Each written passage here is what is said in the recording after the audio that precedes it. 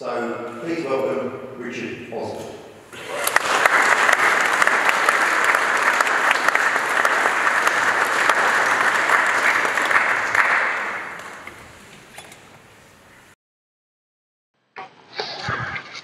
Thank you ever so much for the welcome, Neil, and I'm delighted to speak to you today, even more delighted that the technology is working. It's been, the MOD's IT system's been down for the last day, so this is a huge relief to see this on the screen. So today I'm going to talk to you about a 1917 battle, and hopefully I'm going to emphasize how archaeology can play a role even in the study of something as recent as the Great War. We think perhaps that it's such a studied conflict with photography, with diaries, with endless poetry, and with film, that perhaps there's not a lot we can learn about the Great War using archaeology. But I think, hopefully, by the end of today, you'll be able to see that archaeology can add something to it. And I think that's the sort of thing that the Mick was into, because Mick's great passion was about people, about the story of people in the past. And it may be someone on a Bronze Age farm, it could have been people in a Roman settlement, but it could be people who fought and died just 100 years ago, because it's that narrative, it's about people in the past. Hopefully, that's the sort of thing that Mick was passionate about and would have been reflected in what I'm going to talk to you tonight about.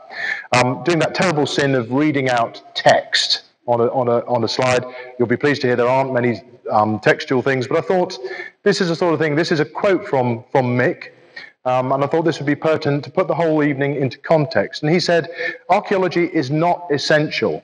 It isn't something that we need. The fact that some of us have done it for a living means that we are really fortunate. But if it comes to council housing or hospital beds, there wouldn't be any question. There are things that are more important. We need to make people realize how interesting it is.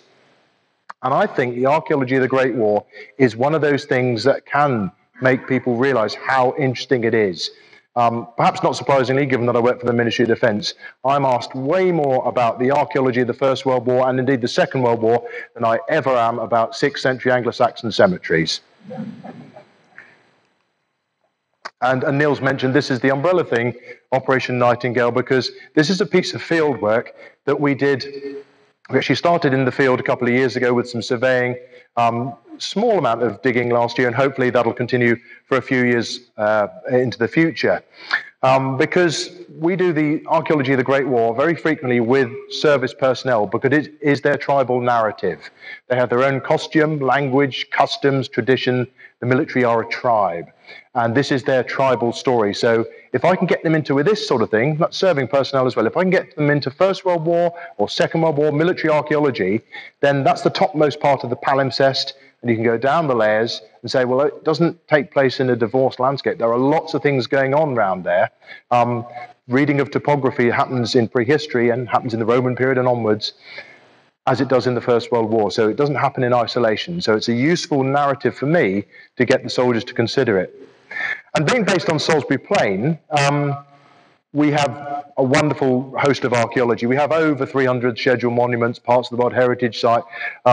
Effectively, if you put a spade in there, that includes soldiers, you're likely to find archaeology. Or time team members. We used to get time team out there fairly frequently. You'll perhaps recognise all there, Jackie McKinley, Helen Geek, and of course Tony Robinson, and a much less healthy friend down here. This is a Saxon cemetery at a place called Barrow Clump, 6th century cemetery. The site itself has the only evidence for, only grave find of a Visigoth brooch in the UK.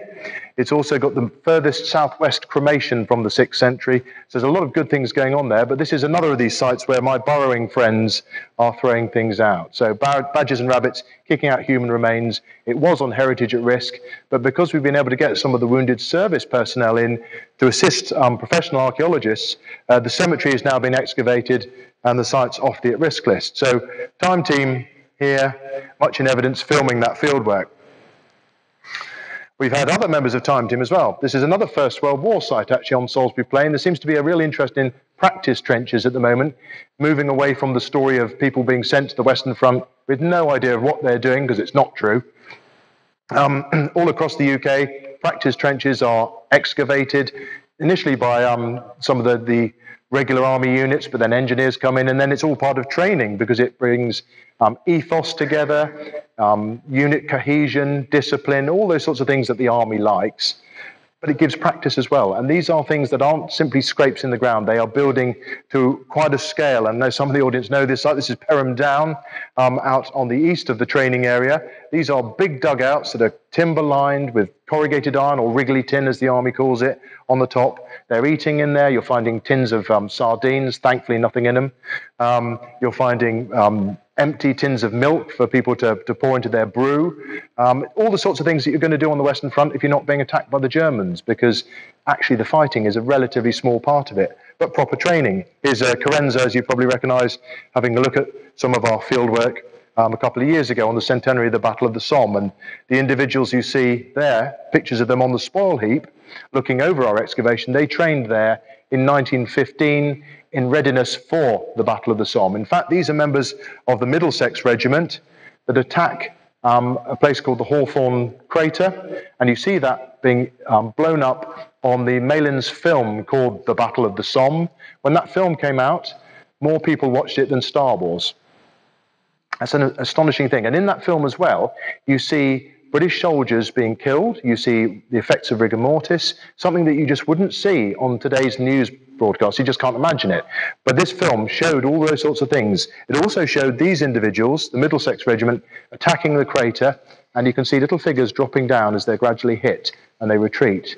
It's a really powerful thing for these people, serving personnel, to excavate in the footsteps of their forebears, but knowing the story behind it. And that's something that connectivity and proximity that's really tricky if you're digging on a Saxon site or a Roman site. You didn't think you were going to get away with that picture of Phil Harding tonight. When we do this field work, it's always good to have people like Phil. This is at Barra Clump again, where he's napping flints, bringing the wider public into visiting our sites, and also teaching the soldiers how to make weaponry. Perhaps not the wisest thing he's ever done, but you can see them napping flints away in the sites of the Barra. And quid pro quo, the army gets to teach him little bits and pieces, and sometimes they get a bit carried away. Some of these individuals, you see the militant wing of Time Team being formed, with Phil being trained on various military exercises, and then I like to think it was a pastiche, one of the soldiers, comparing and contrasting with Phil there. So this is a young lad from the 1st Battalion of the Rifles, and this certainly isn't. It's a Barra Clump. And we did a lot of outreach on these things. I know the great deeds that Time Team did, and Mick Aston, and all the amazing work that Time Team did for all those series. We put together our own small YouTube clip with the advent of all the new technologies. You can put a film together, put it on the internet. This one, Time Warriors, was actually funded by the Lottery Fund, and these were underprivileged kids that made the film. They were taught by Salisbury Arts Centre how to do filming, and they put together a film all about the soldiers and their work at the cemetery. So that was a really good thing, and they were taught by the Time Team, all the members there, about how you put together a film of an archaeological site. So really, really good to do lots and lots of outreach occasionally. I can't tell you how much pleasure it gives to put this slide up. Bone kickers. Some of you may be familiar with the phenomenon that was bone kickers. Set in the mythical University of Wessex, where you probably recognise the backdrop. It's in fact a different Roman city to the one we're in tonight.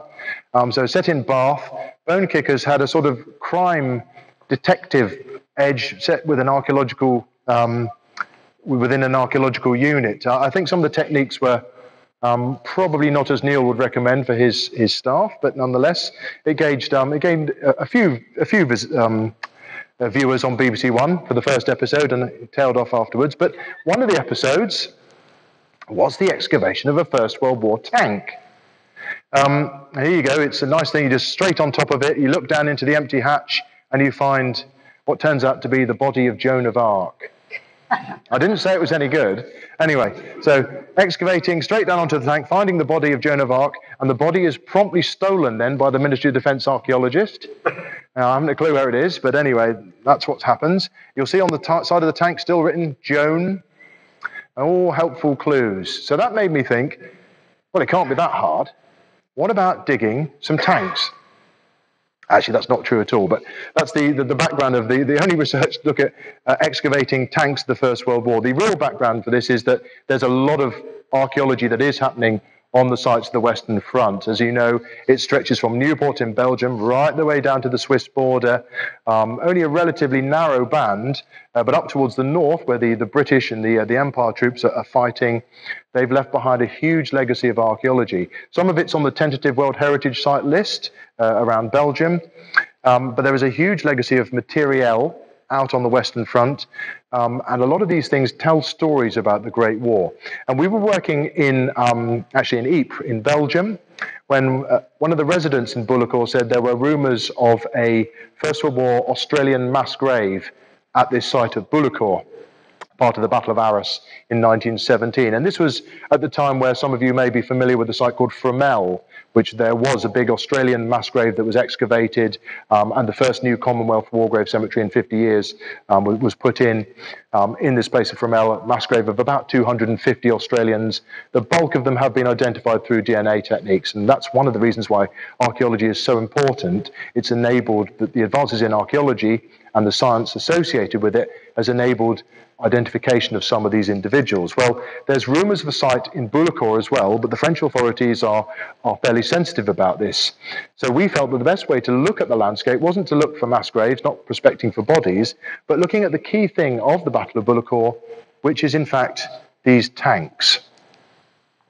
Only one of these sorts of tanks survives in the world. These are, for those that are into tank train spotting, these are Mark II tanks, only 90 of them ever made. And this is the only one that survives in the world. This is in the Tank Museum in Bovington. This is a Mark II tank that was converted to become a transport tank. So this serves in the Battle of Arras and perhaps in Second Bullock, they're not entirely sure. And this is now at the museum. So this is the only complete one in the world. Bullock, for those that know it, you can see how big it is. It's huge. Arras, a tiny little village here, Lille here. In fact, it's a tiny, tiny two-dog town. It's a really, really small thing, but Bullock, just south of Arras, part of the Battle of Arras in 1917.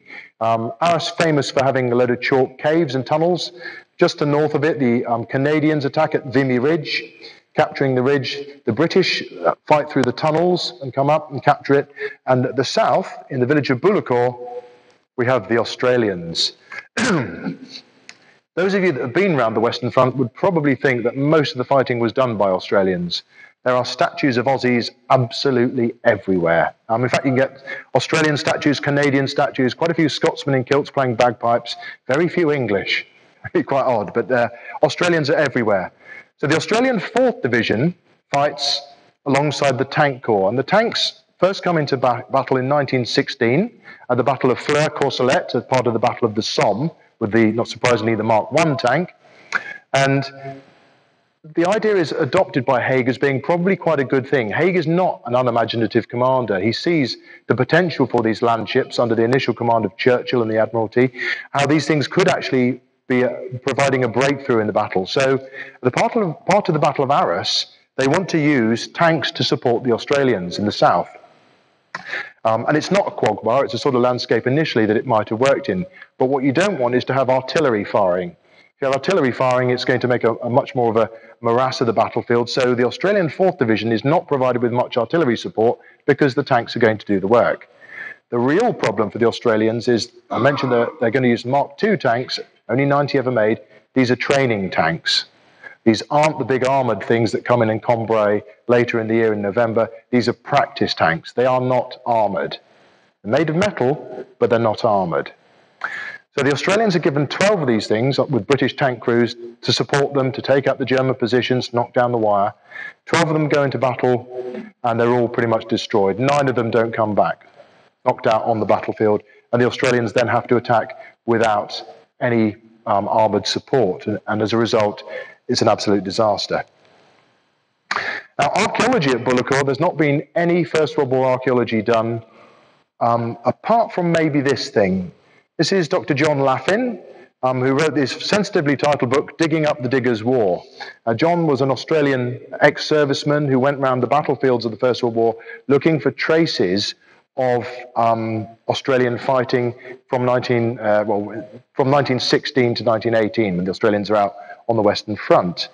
Again, it's probably not a guidebook of how one would look to do archaeology today, certainly not forensics-wise. For example, here's John here using a shovel to winkle out, as he calls it, winkle out hand grenades. So it could have been quite a short career. And when he got there, the farmer had found this. This is what they entitled the Bullock digger. Now, we know he's an Australian, judging by the equipment he had with him. He had 2 Australian badges with him, got British pattern boots. But the sum total of the research that went into it was John Laffin keeping a tooth and writing an emotive poem about it. And that is it. The guy was buried as an unknown Australian of the Great War. Things would be done very, very, very differently now. Within the battle at Bullock, the Australians have effectively a who's who of their army fighting there. As far as the Germans were concerned, you'd all know about Manfred von Richthofen. From a British perspective, you've all heard of Lawrence of Arabia. These 3 are pretty much household names in Australia. You have Major Percy Black on the left with a splendid moustache. He was described as being the bravest man in the Australian army. He attacked in 1917 when the tanks had failed at Bullock, caught in the wire, and his body's never been recovered. His body is potentially somewhere still out there. His final words were quite prophetic. When he saw the tanks not working, he just shouts to the infantry, "Bugger the tanks," and attacks. Really Australian. His best friend, Harry Murray, or Harry Murray VC, wins a Victoria Cross at Gallipoli. He never recovers. He fights at Bullock, but he comes back. He has classic, what we now describe as post-traumatic stress disorder. Never really recovers from seeing the death of his best friend. The other chap that fights here is Albert Jacka, Mad Jack as he's known. He wins, he's Albert Jacka, VC, MC and Bar. He should have had 3 VCs potentially, but because he was a chap that didn't necessarily play by the rules, 2 of them were downgraded to only the military cross. So VC, MC and Bar. He wins his 2nd military cross at Bullock. And for those that don't know, tanks, they're not speedy things. The First World War battlefield tank travels at the some speed of 4 miles an hour. You can walk as fast as it. 4 miles an hour, that's on the flat, on a nice concrete road. On a battlefield, slightly slower. It's got a petrol engine inside it, so you're bumping off a Redhot engine, crew of 8. It's also putting the fumes inside, so it's got carbon monoxide going around the crew as well.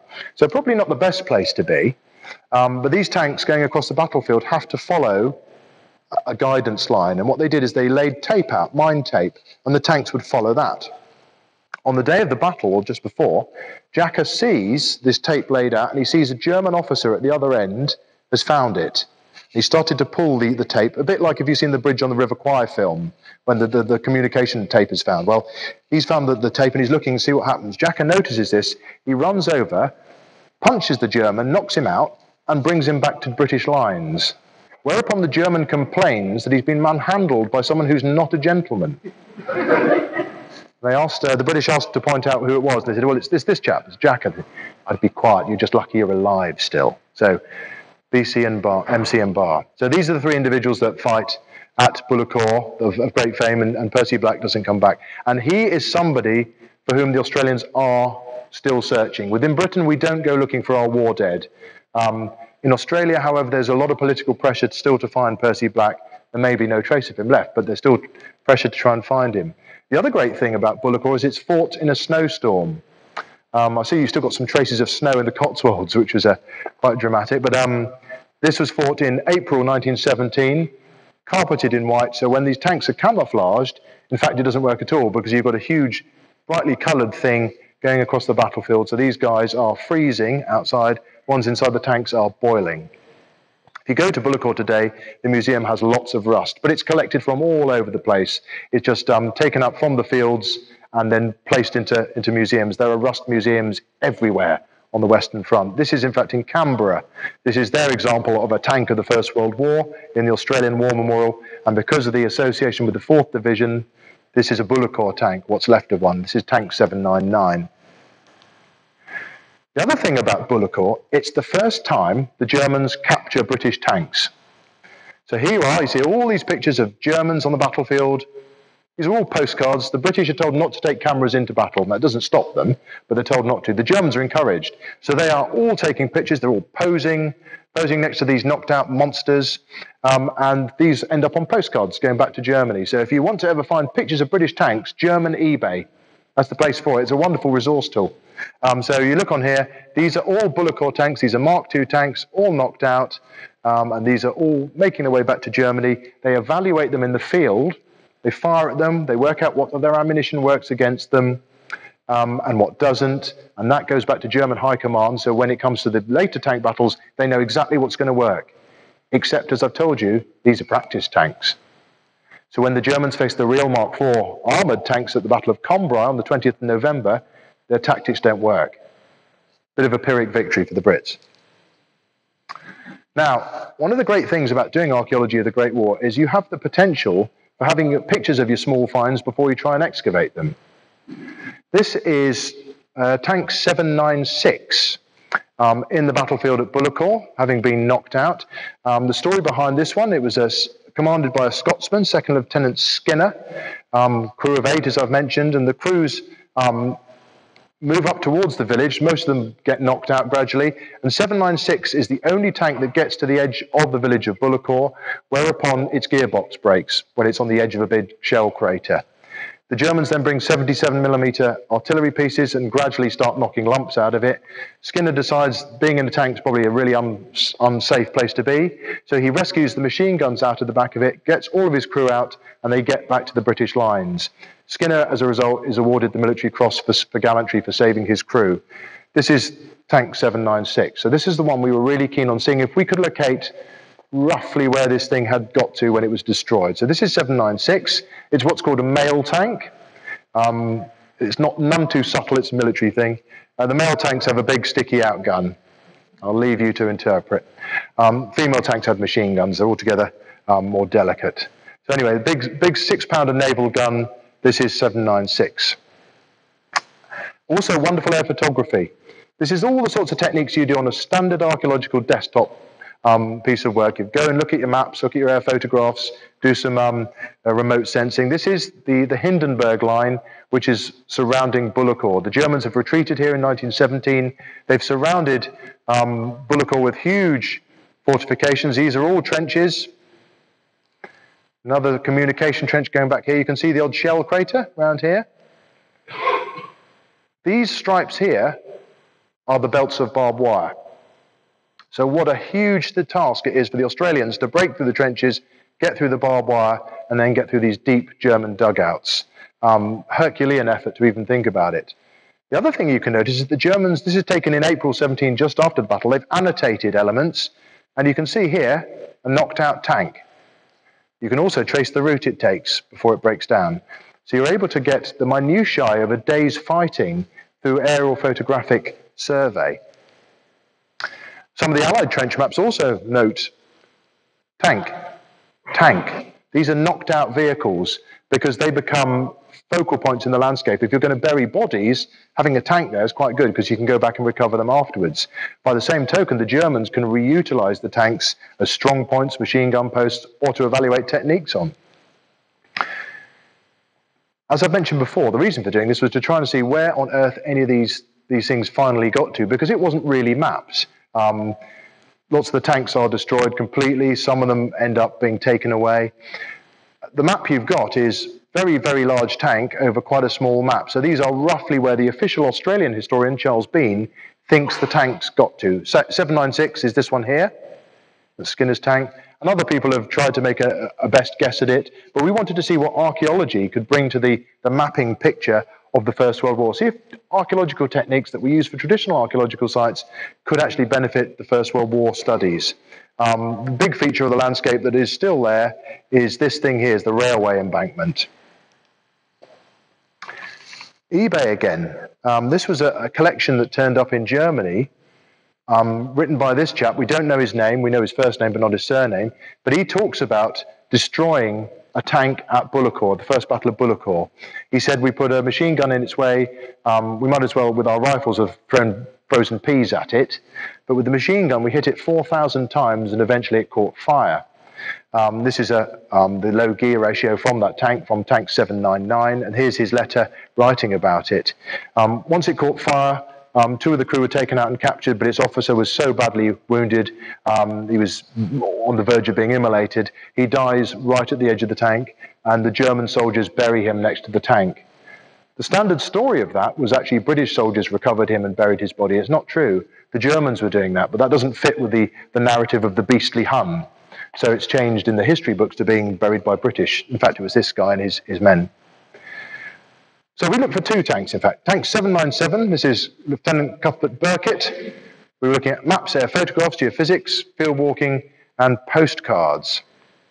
797, this is the railway embankment. It's a mail tank again. It gets over the railway embankment, does a little bit of a sortie, gets back to the Australian positions, whereupon it breaks down. Not a great place to be, because it's right by the Australian positions and the Germans start shelling it. The 48th Battalion, the Australian Infantry, the commanders are really furious that he's done this because he's attracted the artillery and they all have to move. The 48th Battalion have got the best nickname in the entire First World War.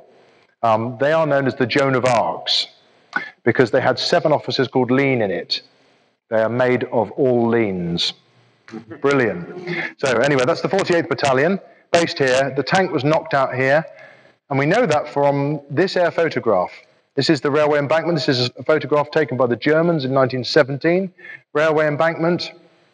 And you just notice at the bottom, that's the tank. So that's where it was knocked out in April 17. Was there any trace? We've got the air photograph, we've got the diaries. Next stage is to do geophysics. A chap called Peter Masters of Cranfield did this work for us.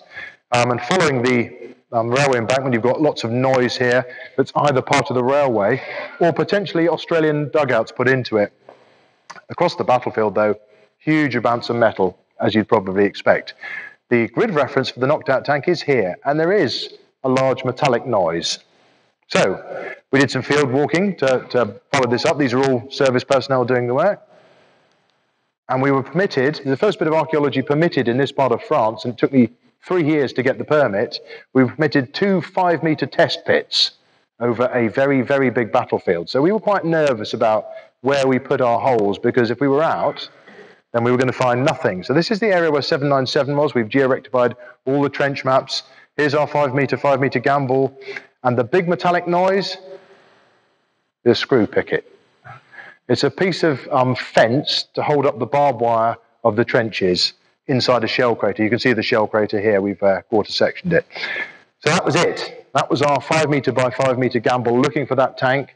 And we made a decision to look for all 9 tanks across the battlefield over the years. This was our first one, and I think we can safely say it was a bit of a failure. As we were out here for 10 days, I was nervous. We got another 9 days, and I've got 15 bored soldiers. If you ever met some soldiers, a bored soldier is a very dangerous entity. Certainly was for Arras, where we were staying. So that meant 796 was our last remaining chance that year. This is, as I said, commanded by Second Lieutenant Hugh Skinner. We did the same things: maps, air photographs, geophysics, field walking, and postcards. And here's a picture of 796 just after the war. So there was bits there still after the First World War. 796 is up here. 796 was used by the Germans as an observation post and or a machine gun post after it was destroyed in April 1917 by the German Field Army. Okay, so this is the village of Bullock in April, just after the attack. Most of the houses have been destroyed. You can make out the road networks just about, Hindenburg Line, and just here is the tank on a moonscape. Zoomed in again. There you go, there's the tank. So again, geo-rectifying this before we went out there to see if there was any chance of finding where we were. All sorts of things. This is done by Berke Stickelbout of the University of Ghent, providing us with blobs which have got tanks. This is from a different battle of Bullock, but this is our tank potentially here. And it's in a pasture field, which is good for us. It means that we can dig our 5-meter test pit without annoying the farmer. And we backed it up with geophysics. We have got Bullock Avenue Trench coming along here. So that's a First World War trench system. and a lot of noise from what looks like a crater here, which would fit with the story that the tank broke down on the edge of a crater. Photograph of all the survivors of the tank battle. Of the 102 tank men that went into this battle, 52 were killed. So this is a 50% kill rate for one particular branch of the British Army. Absolutely astonishing rates. This is Skinner. This is the chap that commands 796. And this is where we put together exercise Joan of Arc. All the photographs are taken by a friend of mine who's just a volunteer on these digs, and he makes a real story come alive, I think, with the pictures of the black and whites overlain with the real photos today. Knocked out Mark IV tank, the Deborah, for those that have been to Convoy. This is a Convoy Veteran, so we took the team here to look at the sorts of bits and pieces. If we were really lucky, you might find some of the rivets just like this. Sunken Lane today. This is the railway siding, so the embankment here, and the Australians attacked from here right across that open piece of landscape straight towards the German front lines with no artillery support. No wonder they lose more prisoners of war in this one battle than any other battle of the Great War. The other thing when you're doing these sites is that you've just got to be a wee bit more careful than non-traditional sites.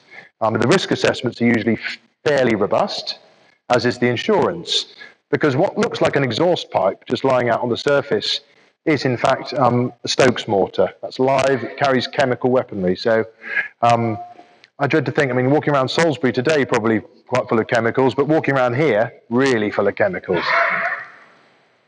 So we got our military vets, mixtures of tank soldiers and signallers and Royal Marines and a Royal Air Force guy, working with our geophysicists to plot in the attack routes and where would be best place to put our trench.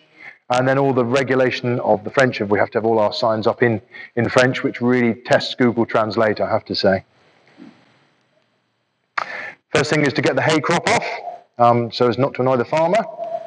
And then you start going through the turf and sieving as we go, because we want to find any evidence at all of the tanks that were knocked out. But that took too long, so we thought, get a machine in. Supervised by a bomb disposal soldier to make sure, that's Alex Sutherland, one of my team in the MOD, making sure that as we work along that we're not disturbing any ordnance, because if we find, we have to stop work, give it to the French bomb disposal who take them away in the back of their van. So the really big signal we got on our geophysics to start with was right on the edge of the trench, typically, of our 5 metre by 5 metre. This is what's called elephantine, or German wriggly tin. This is what the Germans made their troop shelters out of. So we knew in the right area, this is the edge of the crater, the Germans have put a fortification into it. Our 5 metre by 5 metre hole was here. Typically the wriggly tin's on the edge of it here, and the other big find was right in the corner, so we managed to get the permission to extend it a wee bit, and it's a good thing we did, because this thing here is the track of a Mark II tank. 2 British soldiers excavating it, cleaning it down. This is the underside. It's still got ordnance on it. That's a rifle cartridge. And we were finding other bits of tank with it.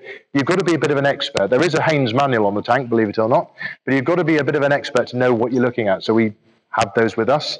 And these people, I say to them, if you knew this much about Roman coins, you could be, well, almost be a professor, but you could get yourself quite a good archaeological academic career, but they really know their stuff. This is part of a drive link chain of a Mark II British tank. This is the tank memorial where is it? Pozier, thank you. Yes, at Pozier, just by the Australian Windmill Memorial. These are bronze tanks with working parts, with barrels here, and these things here, the chains providing the barrier are actually tank drive chains. So that was a good clue for us. So that's one of those. Really, really small part, not part of an old tractor, part of a tank. Large pieces of armour. We still haven't got a clue what that is. We're going to do XRF machine working on it to work out the composition of it, what sort of armour. It's heavy, it's got no thread on it. We're pretty convinced it's part of a tank. It's next to it. Very, very thick thing. Lots of ammunition. This is 6-pounder ammunition. Again, for those that know their military history, these are the shells that are fired by the tanks of the First World War, the mail tanks, notoriously unstable. It's the last thing you want to find from an ordnance perspective, because these had a lead plug in them to keep the fuse in place, but if it's been in a fire, that just goes away and you have a floating fuse. If you move the shell, it will explode quite possibly. So this thing has actually been fired, so we're okay. Fuel caps, that's not necessarily tank, but they kept cans of petrol inside the tanks. You can see probably a health and safety risk with that, but they still did that. So finding that could be connected with the battle. However, on cleaning, we palpably had found a tank track with the spud. That's a grouser. That's one of those things that gives you extra grip on the bottom of the tank track. And that's the bit of armour here. So we had found in our 5 metre by 5 metre hole exactly where 796 had, at least in part, ended up. So we were able to put one cross out of our 9 tanks back onto the map. You can be a little bit more robust with your small finds than you would on some sites. So removing it, instead of using gloves and putting it in acid-free tissue, we dragged it out with the tractor. The other great thing is it still had some of the surviving paint on it. No one's recorded what colour tanks were of the First World War. And if you go into museums, they've been painted and painted and painted so many times, they're used in later battles. They seem to all have this kind of muddy, browny green colour, but there's no record of exactly what it is.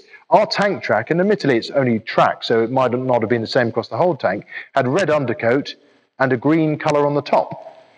So you can get the exact Pantone.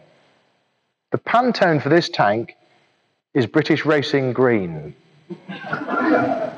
This thing did 4 miles an hour on the flat. You put Lewis Hamilton in that, he's not going to be happy. So that's British Racing Green.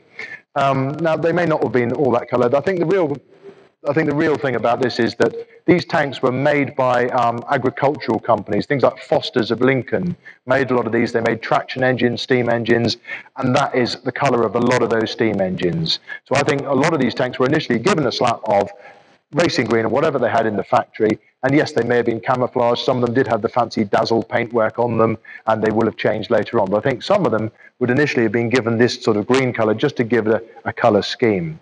But this was a nice result from one small piece of archaeology. Now, the other thing with this is that when we lifted the tank track 2 days before the end of the project, just to clean up, make sure we'd got down to the base layer, the limone, the undisturbed natural, we actually found these two guys. These are 2 German soldiers. The chap doing the field work here is an ex-member of the Royal Tank Regiment. And when he did this field work, this is part of our Operation Nightingale thing, he thought that these were dead tank crew because he's by a tank of the First World War. He's a tank crew member. So for him, that put him straight back into Afghanistan. Palpably, he's in France. But for him, this was such a real trigger that he was transported straight back to Afghanistan. Now, on all of our digs, we have medical capacity to step in and make sure that they're all right and to ground them, bring the guys back to the here and now. And by the end of it, he was quite happy. So this is after the episode, and he's finishing his field work, working with these soldiers. And I said they think it's a tribe, the military. One thing they didn't want to do was leave these guys alone because, yes, they're Germans, but they're still soldiers who've been in combat zones just like they have.